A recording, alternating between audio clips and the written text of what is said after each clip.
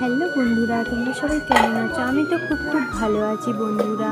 দেখো আমাদের বাড়িতে কী কী রান্না হয়েছে সেটাই তোমাদের সঙ্গে শেয়ার করবো। তো দু রকমের ভাজা তো তোমরা দেখতেই পেলে। এটা হচ্ছে ছোলা, বাঁধাকপি, আলু দিয়ে একটা হয়েছে। তারপরে এটা হচ্ছে মাছ ভাজা। তো তোমরা একটু জানিও কমেন্ট করে। মাছ ভাজাটা আমি প্রথম করলাম কেমন হয়েছে। আর এটা হচ্ছে আমাদের পুকুরের কাঁকড়া ঝাল হয়েছে, কাঁকড়ার ঝাল। হ্যাঁ, সব সব রান্নাটাই আমি নিজের হাতে করেছি। তো এটা দেখে নাও, মাছের ঝাল হয়েছে, আমাদের পুকুরেরই মাছ, সব পুকুর দিয়ে ধরেছি সকালে। মাছের ঝাল হয়েছে। আর এটা দেখে নাও, মাংস মাংস হয়েছে। আর সবটাই আমি নিজের হাতে করেছি। তোমরা কমেন্ট করে জানিও।